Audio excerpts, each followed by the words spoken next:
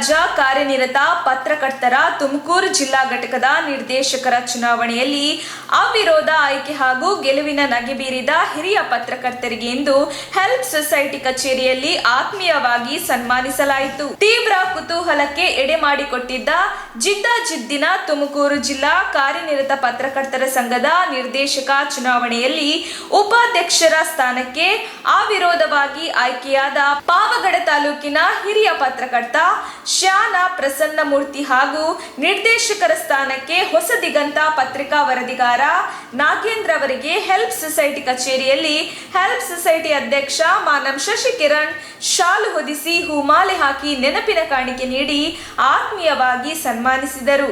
ಈ ಸರಳ ಕಾರ್ಯಕ್ರಮದಲ್ಲಿ ಆಟೋ ಚಾಲಕರ ಸಂಘದ ಅಧ್ಯಕ್ಷ ಬೇಕರಿ ನಾಗರಾಜ್, ಹೆಲ್ಪ್ ಸೊಸೈಟಿ ಪದಾಧಿಕಾರಿಗಳಾದ ಗೌತಮ್ ಕ್ರಾಂತಿ, ಶ್ರೀಕಾಂತ್, ರಾಕೇಶ್, ವೆಂಕಟೇಶ್, ನರೇಶ್, ಸಾಗರ್, ಸಾಯಿ ಹಾಜರಿದ್ದರು.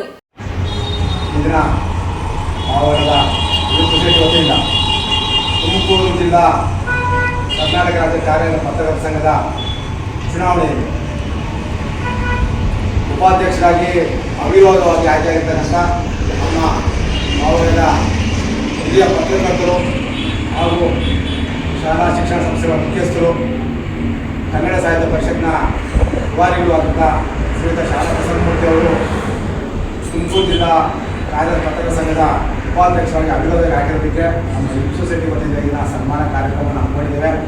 ಅದೇ ರೀತಿ ಪಾವಗಡದ ಯುವ ಮುಖಂಡರು ಹಾಗೂ ಸಹೃದಯಿಗಳು ಆದಂಥ ನಾಗೇಂದ್ರ ಅವರು ಸಹ ಈ ಒಂದು ಸಂಘದ ಚುನಾವಣೆಯಲ್ಲಿ ನಿರ್ದೇಶಕರಾಗಿ ಆಯ್ಕೆಯಾಗಿದ್ದಾರೆ. ಅವರಿಗೂ ಸಹ ನಮ್ಮ ಹೆಲ್ಪ್ ಸೊಸೈಟಿ ವತಿಯಿಂದ ಈಗಿನ ಸನ್ಮಾನ ಕಾರ್ಯಕ್ರಮವನ್ನು ಹಮ್ಮಿಕೊಳ್ಳೋದಕ್ಕೆ ಇಬ್ಬರು ಸಹ ಆತ್ಮೀಯವಾಗಿ ಆಗಮಿಸಿದ್ದಾರೆ.